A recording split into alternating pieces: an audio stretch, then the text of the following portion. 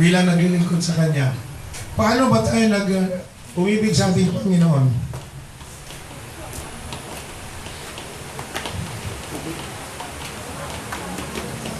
Sino muna mo volunteer? Paano natin ibigin ang ating Panginoon? Sumunod sa utos. Una, to love God above all things. Ano ibig sabihin nun? Mahalin mo ang Diyos na mas mahigit pa sa lahat ng bagay sa buhay mo. Anong pinakamalagang bagay sa buhay mo?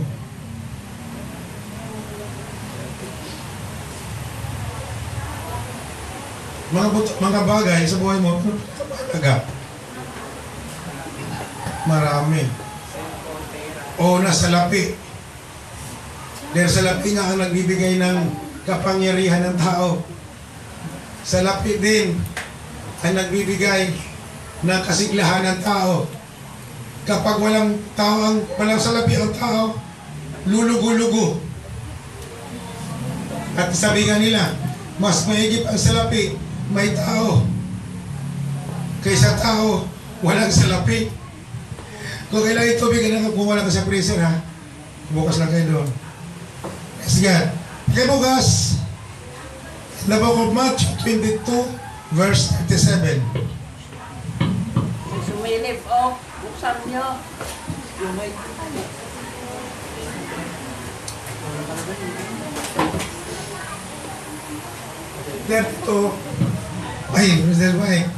Verse 22, chapter 22, verse 37.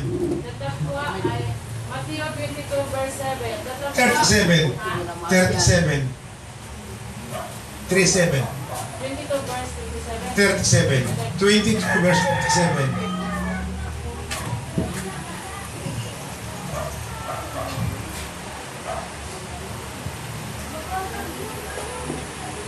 Mateo chapter 22 verse 37. At sinabi sa kanya, ibigin mo ang Panginoon mong Diyos ng buong puso mo at ng buong kaluluwa mo at ng buong pag-iisip. Ibigin mo ang Diyos ng buong kaluluwa mo, ng buong puso mo. Yes, God. At ng buong pag-iisip mo. Anong ibig sabihin nito? Pag sinabi, ibigin mo ang Panginoon mong Diyos ng buong puso mo, at ng buong kaluluwa mo, at ng buong pag-iisip mo. Ano ang ibig sabihin nun?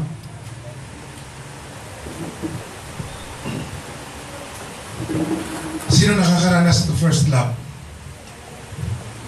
Lahat nakakaranas. Nakakaranas ng first love. Sabi nga nila, first love never die. I stay. Uy, kamusta anak? Di ba? Kapag nakakaramdam ka ng unang pag-ibig, balisang-balisa ka. Hindi mo makakalimutan. Kahit sa pagtulog mo, laman pa rin siya ng kaisipan mo. Kahit saan ka pupunta, lagi mo siyang pangarap. Di ba? Alam ko bakit naranasan ko rin kasi yun eh. Wala namang tao hindi nakakaranas noon. Lahat nakakaranas. Glory to God. Yung tipong ayaw mo nang gumabi. Gusto mo lagi siyang kasama. Sige nga. Tapos naging bingi ka na sa iba. Kahit anong sabihin ng iba sa iyo, wala kang pakialam. Di ba? Kahit anong sasabihin na sa iyo, na kiso, anong klase pagkatao yan, wala kang pakialam. Bakit? Kasi nag-ahari sa puso mo yun eh. At isipan mo. Sabi nga doon sa ito yung papapanood kasi ng Facebook. Sabi nga, gusto ko single mom. So binigyan siya ng single mom. Tinanong siya ngayon, yung babae, ilang anak na sa'yo, ilan ang anak mo? Sabi ng babae, siyam. Kahit first love niya, hindi niya magawang kunin kasi malaki ang responsibilidad niya. Ayaw mo pa yung instant family ka na? Hindi ka na naghihirap, may utusan ka pa. Praise God. Ito ang sinasabi, mga kapatid ng Bukong Matthew, ang sinasabi, na buong puso mo, buong kaluluwa mo, buong pag-iisip mo, pag-ibigin mo ang Diyos. Na ibig sabihin, sa lahat ng bagay sa buhay mo, maging magulang mo man, mas mahalaga pa sa iyo ang Diyos. Bakit? Bakit mas mahalaga sa iyo ang Diyos kaysa magulang mo, kaysa tatay mo, kaysa lula mo? Bakit?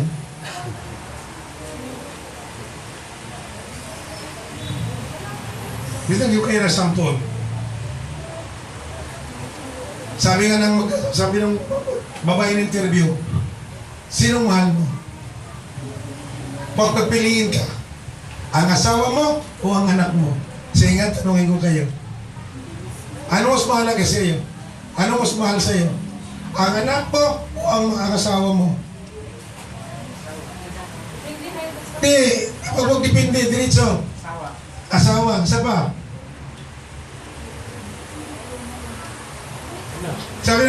Sabi ng iba, mas mahal ko anak ko. Pero sabi ng isa, mas mahal ko asawa ko. Bakit? Kasi ang mga anak ko, pag nagsi-asawa yan, iiwanan ako. Pero ang mister ko, hindi ako iiwanan yan hanggang sa huling hininga ng buhay ko. Yes, God. Kung bakit sinabi ng Diyos na mas mahalin mo sila kaysa lahat ng bagay. Kasi kung minsan, iniiwanan tayo ng mga magulang. Ang magulang kapag nawalan na sa mundong ito, ikaw na lang mag-iisa. Sabi nila pa sa wala po rin.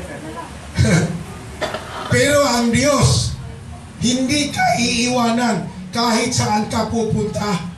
Mananatilit sa'yo. Hanggang sa bingit ng kamatayan, hanggang sa kabilang buhay, kasama mo pa rin ang Diyos. Kaya narapat lang na uunahin natin pagmamahal ang ating Panginoon.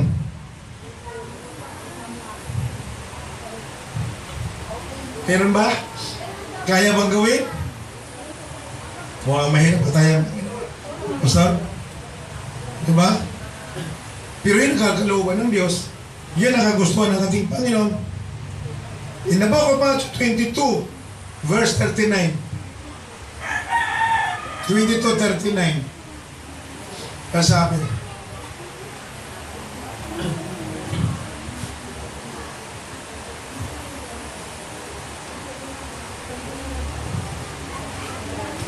Oh, Matthew 22:39. At ang pangalawang katulad ay ito, iibigin mo ang iyong kapwa na gaya ng iyong sarili. Yes, God. Love your neighbors. Gano'n ba kahaba pasensya natin? Sige nga, gano'n kahaba ang pasensya natin? Love your neighbors. Sino may kaaway sa kapitbahay? Okay. Wala sa mga ng Diyos dapat wala kang ka. Sister Judy. Yung dating border. Yung makaway mo, border mo. Makasagutan. Mama lang kaaway ko eh. Kanina. Napakahirap talaga, no? Yung requirements sa ating Panginoon. Love your neighbor. Hindi lang ano sa bahay, pastor. Kahit na inabuso ka na ng gusto. Love your neighbor. Hindi lang lalabas, pastor. Mm. Hindi makaaway. Na kung hindi mo man yan ilalabas, Bahay ka na lang. mas ikaw man ang ikaw ang ano, magsasaber. Alam mo yung sa galit mo dito makakatulog. Sinakaranas doon.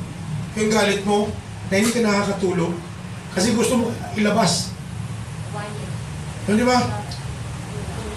Sabi nga, ano ba kung Psalm, review is better than secret love. Hindi ka naman nagsasalaki pag-away sa kanila dahil galit ka kundi nire-rebuke mo siya. Binati mo siya sa kanyang pagkakamali. Diba? Ang masaklap nun, kailangan mahaba-habang pasensya yung mga nagpapaupa. Ito kay Miss Jane. Yan, sa inyo. Dahil kung minsan mas matalino pa sa inyo upahan. Ang pinakamasakit doon, hinga ka pa ng resibo. Sabihin ka, Pastor. Hindi, ngayon wala. Sabihin ka, Pastor. Illegal naman yung paupa. Illegal paupahan mo. Hindi kami magbabayad. O sige, bigyan ko ng resibo ng BIR. Illegal daw.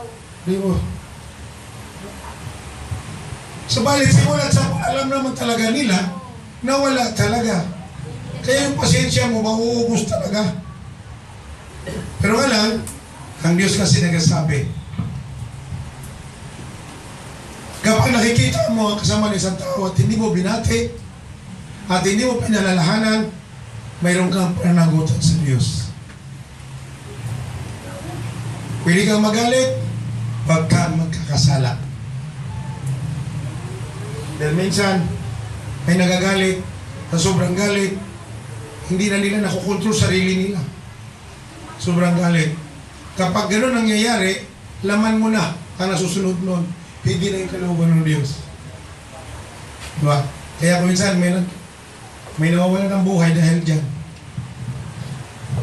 Dahil yun ang madalas ang ginagamit ng Diablo. Praise God. Ito ang masasaklap. 1 John chapter 2 verse 11. Ito, napakahirap. 1 John chapter 2 verse 11. Ano sabi?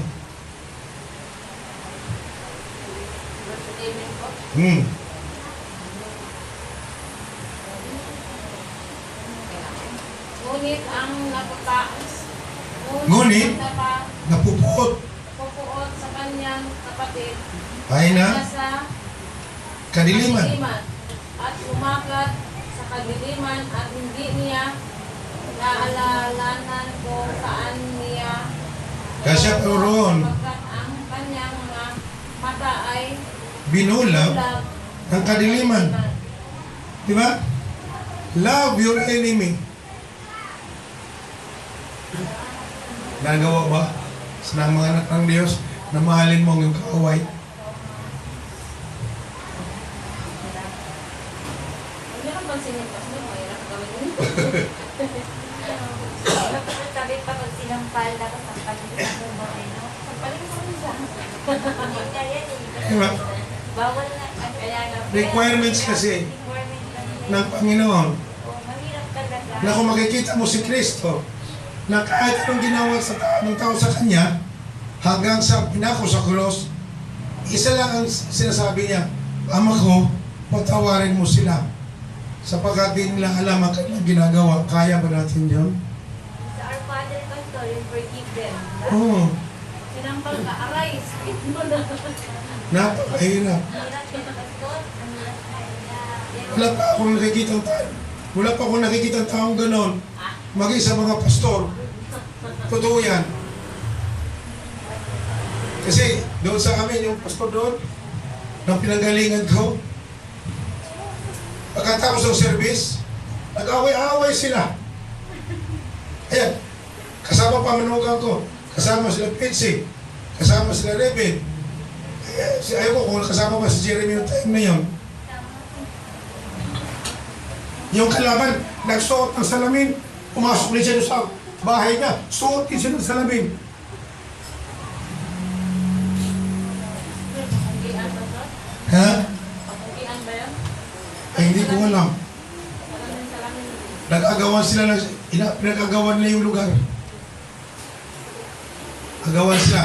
Gusto kunin ng pastor yung iniwan niyang lugar. Kinamkam naman kanyang pamangkin. Ngayon, umabot sila sa korte. Alam mo naman korte, matagal. Hindi nakapaghintay. Kaya, Ayun, nagpangabot. Nagkataon na doon ako. Ako pa ang preacher nung time na yun. Pagkatapos ng service, sinugod siya doon sa opisina. Nagbalitaktakan sila. Sabi ko, parang kukuha pa ata ng kutsilyo ito sa pastor. Paano na yung love your enemy? Sabi ko, sa isipin ko, pag bumalik ang Panginoon ngayon, laglag lahat yung mga to. Pareho ang katuruan, magkakamag-anak, magagawa sa lugar, awan. Kasamba ko din pa sa isang Sabi sila, ayan, nakapaghandog ng awit pa yan doon. Ay, oo. Hmm. Beses ako doon. Diba? So, saan ang ano? Ano sinasabi? Love your enemy. Sa pulpit ko lang yan, pastor. Sabi nila, sa pulpit ko lang yan, love your enemy. Pero pagkatapos ng church natin, pastor, nag-abang na sa kanto, pastor. Sige, hallelujah. Kanina na napunta yung pastor. Kanina na Sa pamangkin. sa pamangkin. Dahil, Hindi, mayaman naman siguro yung uncle. nasa Amerika na bumalik, nasa Amerika na. Ayaw nang bumalik dito. Kasi yung kanyang kabiguan, naranasan niya rito. Sige. Anong interpretasyon nyo kapag ako aalis ng lugar? Isasalin ko lahat ng power, authority sa taong iiwanan ko rito. Pag sinasabi kong iiwanan ko, isasalin ko, anong natitira sa akin? Wala. Ang ibig sabihin, wala na akong karapatan sa lugar. Maliban na lang kung associate lang siya. Kung iniwan ko lang siya bilang tagapangalaga. So nawawala, kapatid, yung love your enemy na isa sa mga major requirements sa ating Panginoon. Tanong, Pastor, paano kung hindi natin ma-meet yung ganyang requirements? Makakapasok ako sa karya ng Diyos? Diba? Hindi. Wala kasi doon sinasabing, pwede na rin yun. Ang nandun sa kalangitan, pwede yan. At hindi yung pwede na rin. Anong kaibahan nun? Yan ang mga bagay, mga kapatid. Yes, God. Na bilang mananampalataya, maging wise ka. Maging mapagmatsyag ka. Hallelujah. Kasi hindi mo magagawa ang pang-apat na requirements sa ating Panginoon kung naroon pa rin ang espiritu mo na hindi mapagmahal doon sa kaaway mo. Mahirap magpatuloy. Napakahirap talaga, ano? Kasi inulong ka na nga, inapikan na nga. Ininsulto ka na. Oo. Ano Buong pagkatao mo, binalitag na. Baliktad na nga eh. Yes, God. Hallelujah. Pero kailangan ba silang humingi ng tawad o ikaw na? Ang pagmamahal kasi, Ikaw na? hindi naman ibig sabihin kasi na sa Bisaya pa, pasagdan lang. Kung hindi, i-rebuke mo siya. Yung tunay na pagmamahal. Ang pagmamahal sa isang anak, hindi ibig sabihin pag nagkakamali, hinahayaan lang. Ayaw mong paluin kasi mahal mo. Kung hindi, pinapahal mo siya. Hindi ibig sabihin na pinagsasalitaan mo siya, ay inaway mo siya. Yun ay hindi ibig sabihin nun. Huwag ka lang makipagsabunutan. Dahil nung mga nakaraang taon, 1993, 94, hindi ko nagkakamali. Yung kangke namin dyan, may biranda. Diyan kami umuupo, so hapon. Yes, God. Nasaksihan namin niyang away dito. Tumatakbo yung babae. Ubot-ubad. Para, pumasok doon sa looban. Kasi nakipagsabunutan doon sa kanto. Sinubaran siya ngayon.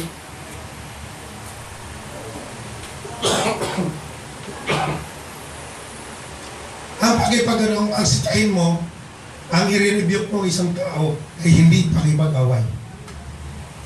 Praise God, hallelujah. Kailangan, sinasabi, to serve the Lord thy God. Paano natin maglilingkod sa Diyos? Hirap na. Paano natin paglingkuran ng ating Panginoon? Na kahit anong puot na ramdaman, galit na ramdaman mo, kalmado ka pa rin. Di ba? At kung hindi mo kaya kontrolin ang sarili mo, praise God, bakit di natin hilig sa Panginoon? Ibibigay ng Diyos yan sa buhay natin.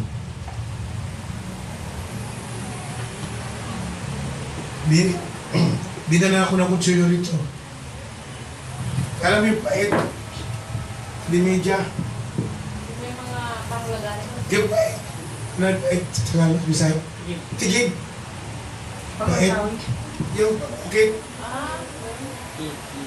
di media. Dito, tinatarak talaga sa akin yan. Ang haba, no? Tinarak din sa akin yan. Dahil sa tubig. Praise God. Pero naroon yung galit ko. Kalmado lang. Nung hindi niya na ibabaon, yung 4 o 5 bisis, hindi akong saksakin, hindi niya napabaon, iniksan niya, sabi niya sa misis niya, kunin yung kitchen knife. Kasi nandun ako sa labas ng bakod niya. Praise God. Pero yung galit ko, hindi dahil sa kanyang, dahil sa kundi yung ginagawa niya, yung spirit niya. Kaya nung dumating sa punto na nagpamedical ako, kasi dito mismo sa Sikmura, bumawa ng, siguro, natanggal yung balat. Puro. Bakat na bakat yung talim, hindi major ito. Bakat na bakat. Yun ang tamang pagkakataon na nagpamedical ako hanggang sa nagfile ng kaso. Pagdating doon sa piskal, mga kapatid, walang tumatayong testigo para sa kanya. Ultimo tsuhin niya, pinagkaluno siya. Kaya wala siya magagawa. Hanggang sa siya mismo lumapit. Kay Mrs., lagi kumari pa, mari-mari na. Sil niya yung kaya yung kamay. Pero naroon naman yung pagpapatawad eh. Praise God. Nung siya nagkasakit, hindi akalain ng buong pamilya na nakikita kami doon sa isa. Dahil ako mismo dumalaw sa kanya. Yun ang pinakamasakit na balik. Nasa kabila ng buhay mo ang kukunin, pero, praise God, mas masarap, mabait, o maganda ang ibinalik mo sa kanya. Praise God. Dahil alam ko naman na hindi kita pinababayan ng ating Panginoon. Kaya mula nung araw na yon, praise God, wala na siya ibang bibig, kundi si Brother Lito, si Pastor, mabait daw. Diba? Ano lang naman, mahalin mo ang kalaban mo, ibibigay sa iyo ng Diyos, praise God, ang kapayapaan sa buhay mo. Kasi kapag hindi mo minahal ang kalaban mo, laging ukit sa utak mo yan,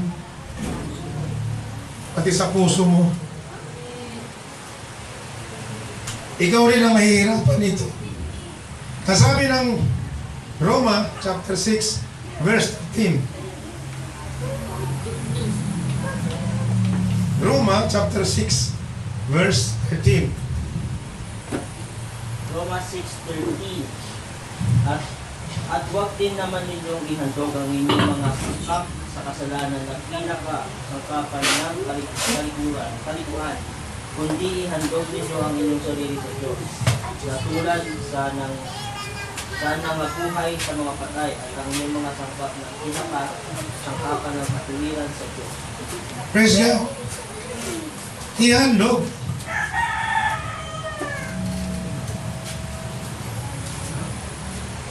Ihandog natin natin yung mga sangkap sa katuwiran. Sa anong paraan?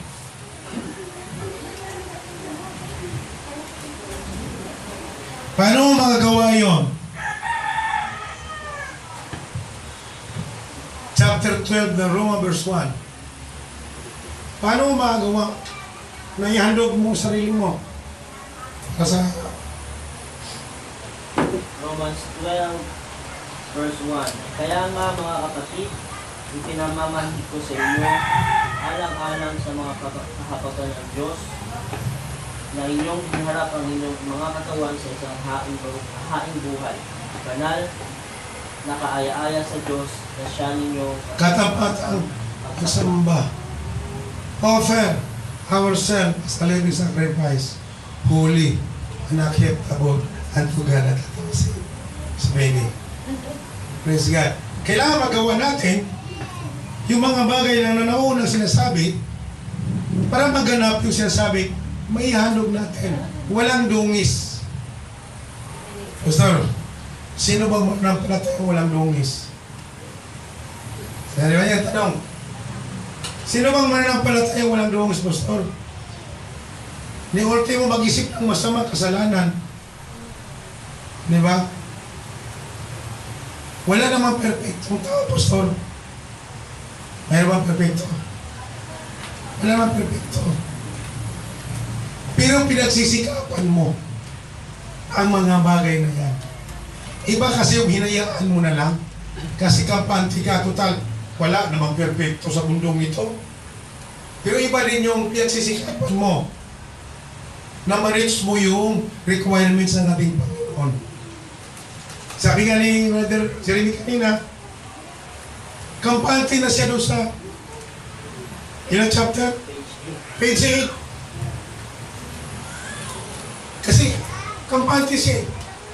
Ano nangyari? Bagsak. Dinaglagay niya ulit ng bagong page. Kampante na naman siya. Ano nangyari? Bagsak. Praise God.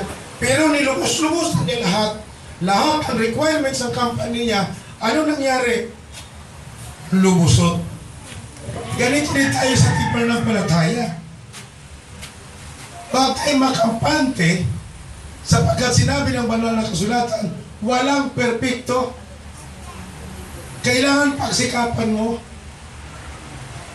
ang anak na mababa ang grades, hindi pinapala ng nanay yan dahil nakita niya na nagsisikap na mag-aaral. Pero ang anak na 75 ang grades at nakikita ng nanay dahil bulakbol, may palo talaga. Diba? Ganon sa atin. Sa pananampalataya natin, kailangan huwag kang makampante.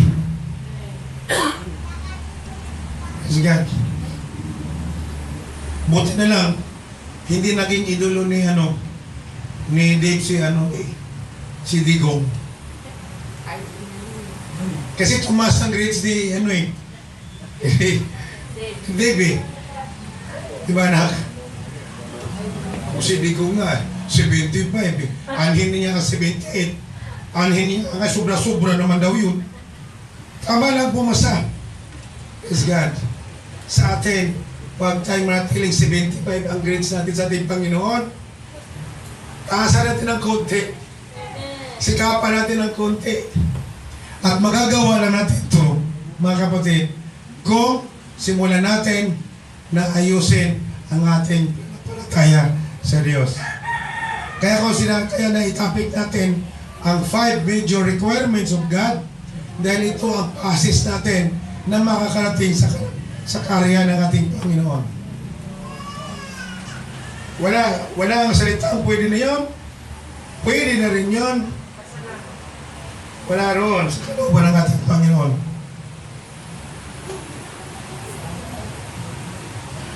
Na to serve one another Ang sabi ng Galatia chapter 5 verse 13, paano ba natin paglingkuran sa isa't isa? Ano tayo magsasabing to serve one another? Galatians 5:15. 13. 13. Pagkat kayo, mga kapatid, na tinawag sa kalayaan, huwag lamang gamit ang inyong kalayaan upang magbigay kadahilanan sa laman, kundi sa pamamagitan ng pag-ibig ay mga lingkuran. Sa pamagitan ng pag-ibig ay maglingkuran tayo. May mga mananampalataya na mabait sa loob ng isang bahay. Pero pag nakauwi na sa kanilang bahay, bumabalik yung dating kugali. Balik.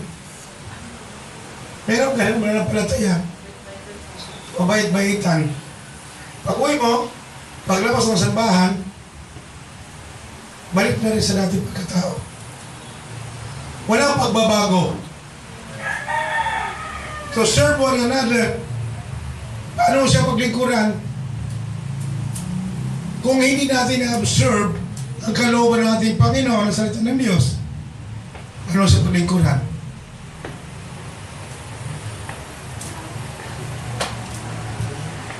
Anong tulong maibigay mo? Anong act na mabibigay mo sa isang tao na masabi niya siya ipinaglingkuran mo?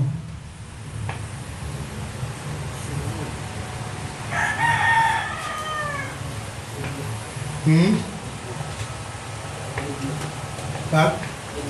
Review. Review? Paano mo siya paglingkuran?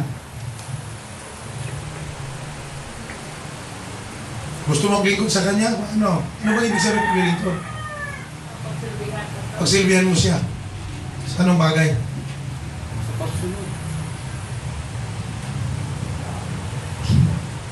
Siyempre, isang tao mga kapatid na hinahabol pumunta sa iyo ngayon.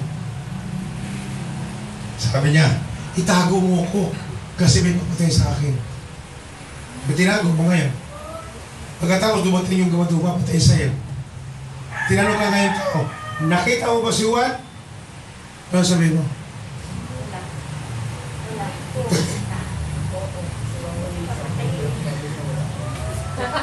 Pero sinungaling ka, Pastor. Nagsisinungaling yun eh. Pero patayin man. Tumulong ka lang din naman para yung papatay. Para yung naman Ano sabihin? Hindi ka na lang sasagot.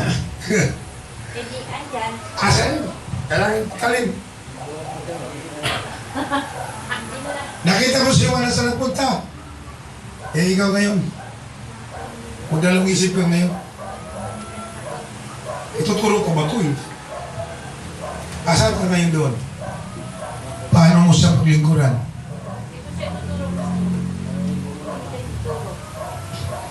Praise God. Ako ituturo ko. Pero nasa puder ko, wala kang pakialam doon. Dahil nasa puder ko yun. Tao pa ito, walang pakialam.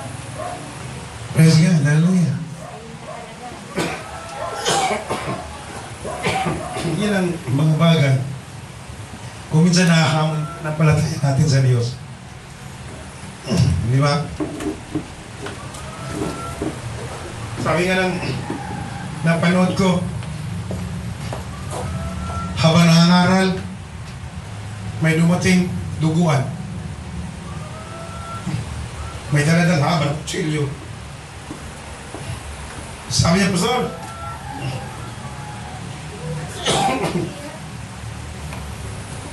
bakit ka nandito? Bakit ka duguan? Nakapatay ako, Pastor. Eh ano ba't mo naman pinatay? Nagtatalo kami. Ano naman pinagtatalunan nyo? Nagtatalo kami na sinabi ko walang Diyos. Sabi niya may Diyos. Ang kulit, Pastor. Pinatay ko ngayon. Eh, ikaw, Pastor.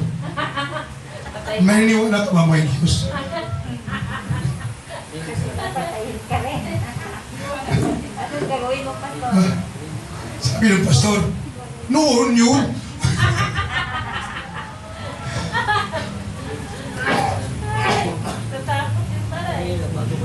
Napakahirap pagkakaroon ng ganitong katapatan, ano?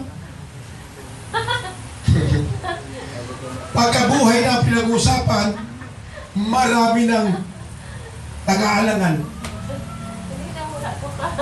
Kaso nandito. Pero sabi ni Apostol Pablo, for to me, to live in Christ and to die is gain. Ba't ko kayo pagkakaluno kung may Diyos ng Diyos? Yung pagkakaluno. Nasimulat sa kung may Diyos naman talaga. Di ba? Praise God. Nadadala na tayo sa takot. Siyempre mo na sa harapan mo na. May kulay, dugo pa yung kutsilyo. Di ba? Kaya napakahirap mga kapatid kapag kaya sinasabi, serve one another, maliban na lang kung maliliit na bagay. Di ba? Kung mayroong kailangan sa'yo, mabibigay mo. Di ba? May sakit. May sakit, bigay mo. Pero kung inabuso ka rin naman, masama naman ang loob mo. Mahirap rin na mag-serve one another kung inabuso ka rin naman. Praise God. Pero nga lang kasi ang mga anak ng Diyos is a wise Christian. Hindi naman ito, ano? Pastor, is dove like a dove? Like a dove. Pero ano din? Dapat. Wise like a serpent. Serpent. Be wise like a serpent. But be humble like a dove. Still, wala naman ako may bibigay sa iyo. Ano ba? Hindi naman mo magpipilit kung ano mabibigay. But again, pero nang paglingkuran mo siya sa mahaba na ng panahon sa buhay mo. Na lang, mga kapatid, sadyang ang tao, hindi lang sa hindi mananampalataya, maging mananampalataya, abusado. Totoo yan. Abusado. Praise God. Sabi, to keep the commandments of God. John chapter 14, verse 15.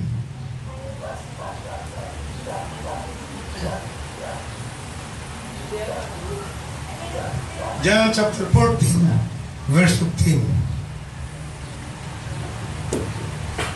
John 14:15.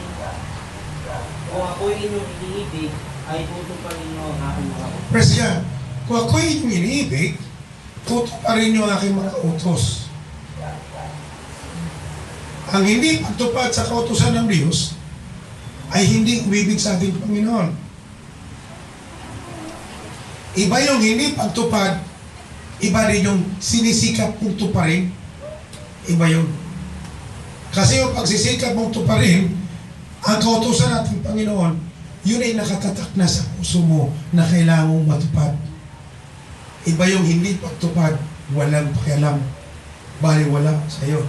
Kahit, praise God, namamaos na namamaos na ang mga ngaral, kahit namamaos na, praise God, hallelujah, yung mga nagbibigay ng impormasyon sa kalooban natin Panginoon, parang pasok dito, labas dito. Na? Diba? Mayroong ganong mananampalataya, pasok dito, lalabas dito. Sila yung sila yung paglabas ng pintuan ng simbahan, balik sa dati. Kasi nga, hindi na talaga natutali, mahal ang Diyos.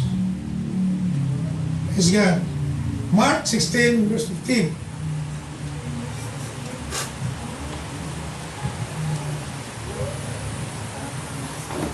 Mark 16:15. At sinabi niya sa kanila, magsiyaon kayo sa buong sanglibutan at inyong ipangaral ang Ebanghelyo sa lahat ng sinapat. Buhat. Magsiyahan kayo at iyon pangaral ng Ebanghelyo sa lahat ng ginapat. Buhat sa Jerusalem hanggang sa Payatas. Nakakaranas ba kayo na nagtuturo dito nung binanggit yung verse, pagkatapos pinagtahan mo yung verse, iba yung binabasa niya? Naranasan niyo yun? Halos kalahati ng kanyang pagtuturo, yung verse binabanggit niya at binasa mo, iba yung pinabasa niya. Kaya Sir Princess, natamad na mag-take down. Kasi iba yung naman binabasa. Bakit nagkaganon? Hindi naman niya, paaral talaga eh. Kasi hindi siya ang gumawa. Mawa. Hindi siya ang gumawa nung pag-aaral. Nailalahan niya rito. Napalaking balik. Napakalaking balik sa buhay niya. Yung mga ganong bagay. Na iba ang sinasabi mo, iba ang nababasa ng membro. Laki mong pagkukulang ng mga bagay na yan. Halos 1 taon naranasan natin yun dito. Kaya kung napapansin na Brother Abner na binabalik ko kayo rito, nagtuturo ako ng paano gumawa ng topic, paano gumawa, kasi sa kanya iba ang nagbibigay sa kanya ng note. Yung pa namang taong hindi mananampalataya ang nagbibigay sa kanya ng note. Pagkatapos, dinala dito, at dito hinahayag. Kaya sabi ng Sir Princess, ayaw ko na magbasa. Iba yung binabasa, iba yung binibigay na verse. Kasi sabi, to preach the gospel of Christ, i-preach natin kung ano talaga ang kalooban ng Diyos. Kasi kung hindi kalooban ng Diyos, fake news. Fake news yun. At malaking balik sa buhay mo kapag naghayag ka ng kabulaanan sa pulpito. Glory to God. Joshua chapter 1 verse 8.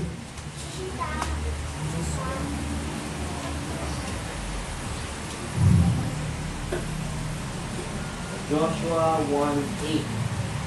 Ang aklat na ito ng kautusan ay huwag mahihiwalay sa inyong bibig, kundi iyong Bula-bulayan, araw at gabi.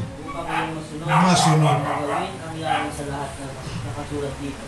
Pagkat kung magkagayoy, iyong pagiging hawain ang iyong lakad. Kung magkagayoy, magtatamukhaan ng mabuting. Yes. Praise God. Pagbubulayan mo araw at gabi. Hindi sinabi ng Panginoon, pagbubulayan niya at ibibigay sa iyo. Wrong information, magdudulot ito ng maling buhay ng tao. Maling paghahayag ng salita ng Diyos, ang bunga nito, maling pagsunod sa kalooban ng ating Panginoon. Ang paghahayag ng salita ng Diyos, sa tama, sa may katotohanan, praise God, nakikita sa buhay ng miyembro ang tunay na Diyos sa buhay. Praise God. Kaya po rin ang Diyos, mga kapatid, dahil hindi tayo pinabayan ng ating Panginoon, nagiging itikal ako kung noong panahon na yung pinatitigil ko siya. Kung pinatitigil ko siya ng time na yan, naging gusto si Pastor. Pero nga lang, ayaw kong gawin. Bakit? Praise God. Gusto ko na ma-realize niya na hindi tama ang ginagawa niya. Alam mo yung games na telephone, di ba? Bubulong mo rito, pagkatapos bubulong sa iba. Bubulong mo sa iba. Pagdating sa dulo, iba na ang impormasyon. Sino ba nakakasubok ng laro na yan? Oh, sa Bible School, tawag sa amin noon, telephone, Bible telephone. Magpapakita kami ng isang word, babasahin mo, ibubulong mo ngayon sa kasamahan mo, Pagdating sa dulo, iba ang naging resulta. Sa pananampalataya, kapag iba ang magbibigay sa iyo ng topiko at hindi ikaw ang gagawa, ang kalalabasan nito, iba. Praise God, hallelujah. Kaya mga kapatid, hindi biro ang tumayo sa pulpito. Dahil napakasila nito, mga kapatid. Sabi ng Lucas, chapter 22, verse 42.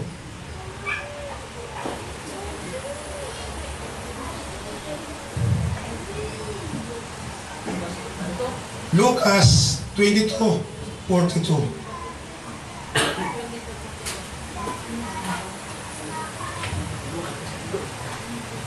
Lucas 22:42 na sinabi, Ama, kung ibig mo, ilayo mo sa akin ang sarong ito. Gayon na huwag mangyari ang aking kalooban, kundi ang iyo. Okay. Amen. Praise God. Yung mamahalin mo ang salita ng ating Panginoon, Lord to God, na kahit anong kalooban, kahit labag sa kalooban mo, pero hindi yun ang kagusto ng Panginoon, talaga masusunod ang kalooban ng Diyos. Mayroong isang engineer. Dati ko sa pinanggalingan sa Mindanao, sa church. Talaga nalalang na sila, buong pamilya, dumadayo sa Panginoon. Dahil yung kanyang anak, makapasa dito sa Maynila. So, dahil sa walang kakilala dito, nag-hotel sila, malaking gastos. Pero sinuportahan talaga nila yon hanggang sa pag-uwi sa Mindanao sa amin, bit-bit na yung tagumpay na kasama sa listahan nung nakapasa. Gayon man, mga kapatid, nang dahil sa nadala siya sa kanyang anong profession yung meron, nagbago din yung pamilya. Praise God. Nawala na yung pagmamahal niya. Nagtuturo siya sa Bible school mismo. Nagtuturo siya sa guro sa Bible school. Pero nung nakapasa na siya, unti-unting nawala sa kanya. May rason na. Kiso busy na siya. At yung mga pamilya niya, medyo tumaas na rin ang ere. Normal sa tao yan kuminsan, kapag nakuha ng tagumpay, yung bagang parang matigas na yung liig, hindi na lumilingon. Pwede ba? Parang hindi ka nakilala. Pero nga lang ang Diyos, hindi naman kasi, praise God, hallelujah, natutulog. Inalis sa kanya ng Diyos, praise God, kung anong mayroon siya, hindi sa paraan na gusto niya, kung hindi sa paraan na gusto ng ating Panginoon. After 3 years, bumalik sa simbahan, bit-bit ang malaking kabiguan. Bumagsak siya sapagkat yung building na kinontrata niya, bumagsak. May mga paraan ng Diyos eh. Binigay ng Diyos buhay mo, praise God, upang lalo mong mahalin ang Diyos, ang salita ng Diyos. Pero kinalimutan mo nung binigay na ng Diyos ang kahilingan mo. At bandang huli, sa paraan ng Diyos, praise God, babagsak at babalikas sa wala. Bumagsak yung building na kanyang kinontrata, kinasuhan po siya. Malaki. Praise God. Kaya bumalik sa simbahan, Wala pa yung lisensya, Pastor. na-cancel ang lisensya sa PRC. Kaya lahat totally balik sa uli. Alam ginawa niya ngayon? Nagbubukid na lang. Praise God. Ito ang bagay. Kaya akala nila, nagbibiro ang Diyos. Kapag nagbibigay ang Diyos, na binigay ng Diyos ang kahilingan mo, na ibig sabihin, mas lalo mo siyang mahalin. Mas lalo bigyan mo siya ng importansya sa buhay mo. Praise God, hallelujah. Dahil yun ang buhay ng mga mananampalataya. Glory to God. Kaya pa rin ng Diyos, mahalin natin natin ang Panginoon. Mahalin natin ang sa kanyang mga salita. Kasi yun ang kompas natin kung paano tayo mamumuhay sa mundong ito. Tayo ito kayo mga kapatid.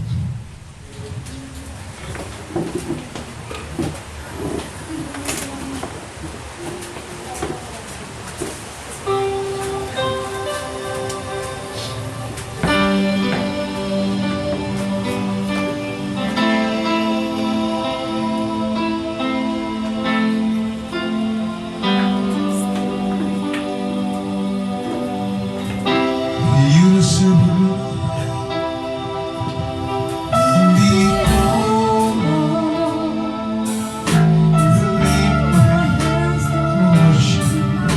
to leave your holy name. You deserve the glory and the honor. Lord, we'll lift in worship as we leave your holy name. For you are great, you are so there's no place like you. Yes, there is no one else like you. Like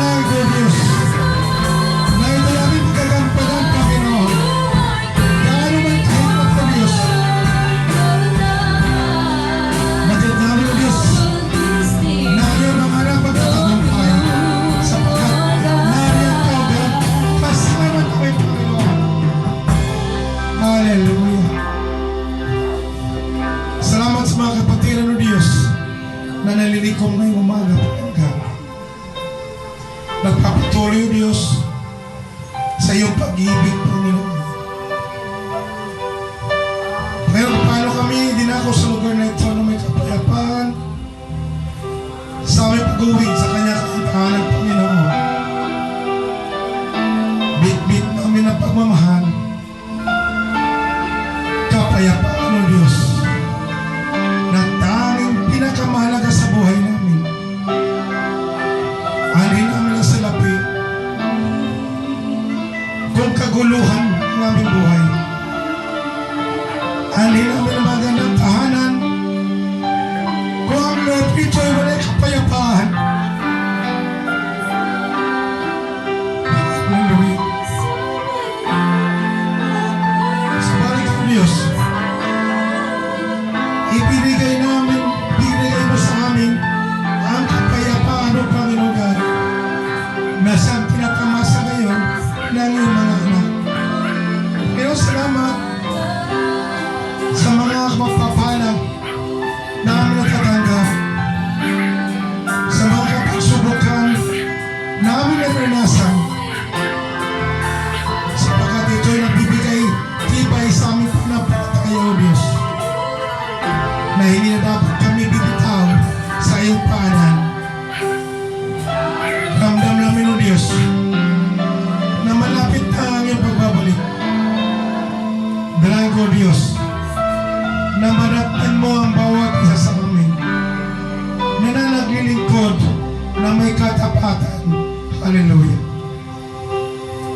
Yung aming mga ibang kapatiran, O Diyos, saan mo sila naroon, hindi maikli ang iyong mga kamay upang ilis na maabot ngayong umaga. Sa mga nanonood, mapalad ka, kaibigan. Praise God. Hallelujah. Mararamdaman mo ang maging kasaganaan sa buhay once na tinanggap mo si Kristo na siyang tagapagligtas sa buhay mo, na siyang Diyos sa buhay mo. Salamat. Hanggang sa susunod araw ng linggo, Panginoon, muli mo kaming lipunin, yakapin, at magkakaroon ng spiritong kapanabikan sa iyong mga salita. Muli, ang lahat ng kapurihan at pasasalamat ay binabalik namin sa ilak ng Panginoon Jesus. Amen. Praise God. Magandang pangalit sa lahat.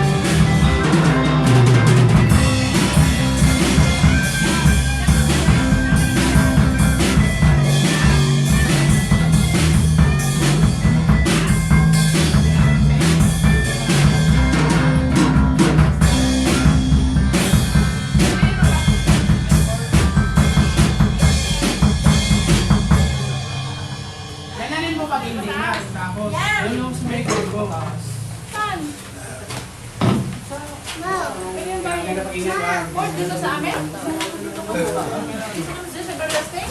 Wala ako nila. Pumunta doon. Basta! Basta. Lagi mo ng pako. Yan. Hindi mo tanggal. Ay, hindi mo nito. Wala na yan, matanggalan yan. Hindi, dawin tayo lang.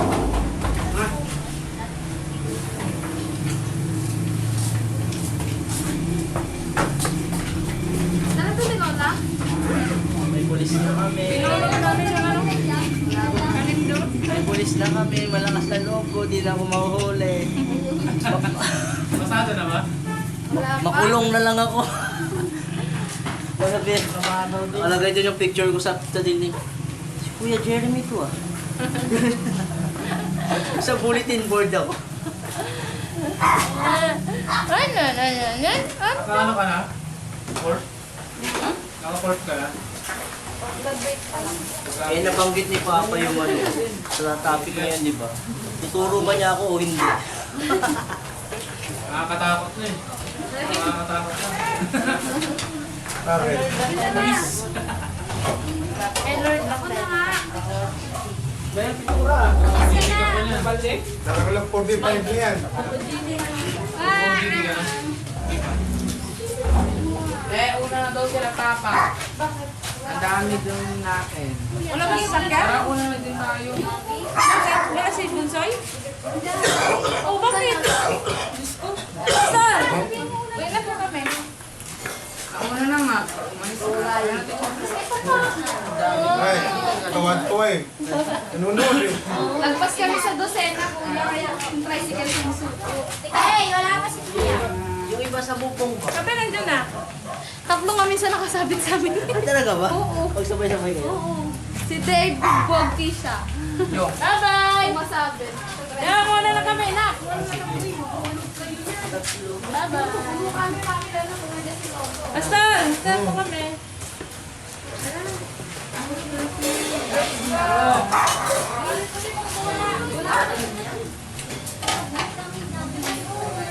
Kuya! Kuya, kuya!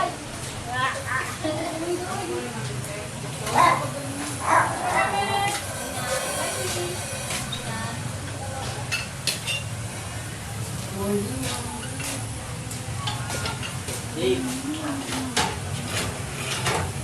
Nag-basketball na, di ba? Sabang kita pag ano. Galing maglaro yan. Parang si Pahardo yan. Parang si Pahardo. Ano ko maglaro yan? Matatag ka gamit pa. Galing yan. Galing maglaro yan. Nakita ko Si Bernardo, yung laki ng BP. Pili, San Miguel. Malanggapan din. Uy, natakbakan lang. Si mama pag galit. Galing maglaro. Galing maglaro yan. Basketball yan. Sabay na lang kayo ni Kuya Mike to. Sabay tayo. Kaya dali mo.